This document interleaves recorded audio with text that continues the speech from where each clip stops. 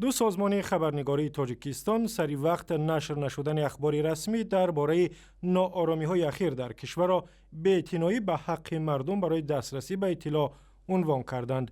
شورای وسایط اخبار عامه و انجمن ملی رسانه‌های الکترونی مستقل تاجیکستان روز 21 سپتامبر با نشر یک بیانیه رسمی گفتند نارسایی اخبار دقیق از منبع‌های رسمی رسانه‌های خبری را به مشکلات در انعکاس این حادثه ها روبرو کرد. منظور از حادثه ها حمله های روز 4 سپتامبر به شهرهای دوشنبه و وحدت و همین گونه عملیات 12 روزه و ضد گروه مسلح عبدالحلیم نظرزاده معاون سابق وزیر دفاع تاجیکستان است. در ناآرامی‌های اخیر در دوشنبه و دره رامیت در ناحیه وحدت 14 مأمور امنیتی و 27 عضو گروه حاجی حلیم کشته شدند. بعد این عملیات دادستانی تاجیکستان گفت 13 عضو حزب نهضت اسلامی را با گمان دست داشتن در عملهای گروه حاجی حلیم دستگیر کردند. گفتگوی امروزه درباره سرنوشت همین افراد است با همکارم عبدالله اشور در دوشنبه.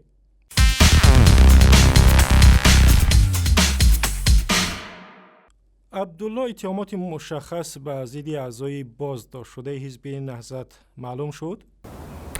بله طاهر، مقامات تاجیکستان تاکنون رسما درباره اتهام رسمی به اعضای بازداشته حزب نهضت اسلامی تاجیکستان چیزی نگفتند، ولی هفته گذشته در دادستانی کل گفتند 13 عضو حزب نهضت اسلامی را مفتشان کمیته دولتی امنیت ملی بازپرسی میکنند و به احتمال زیاد همین هفته علیه آنها اتهام اعلان می شود.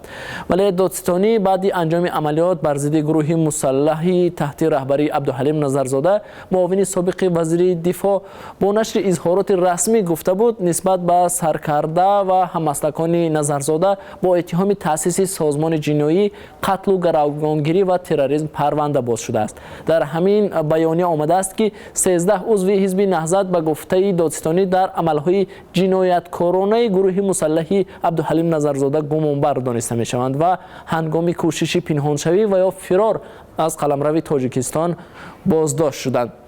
خویشاوندان چندی از اعضایان حزب نهضت به رادیو آزادی گفتند که بعد بازداشت نزدیکانشان در روزهای 15 و 16 سپتامبر از وضع و حالت آنها هیچ اطلاعی ندارند.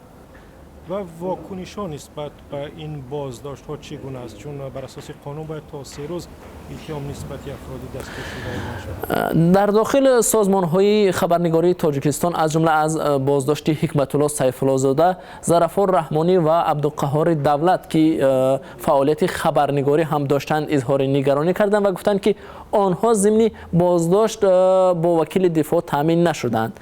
از این پیش دیدبان حقوق بشر و یا هیومن رایتس واچ روز 18 سپتامبر در یک جایگی با اتحادیه حقوق بشر آسیای مرکزی و کمیته هلسینکی نروژ از دولت تاجیکستان خواستند که فعالان حزب نهضت اسلامی را بدون تأخیر رها نماید و یا اگر دلایل روشنی برای دست زدن آنها در نقض قوانین وجود دارد آن را اعلان کند و تماس بازداشت شده ها با وکیلان مدافع و خانواده هایشان را تامین نماید.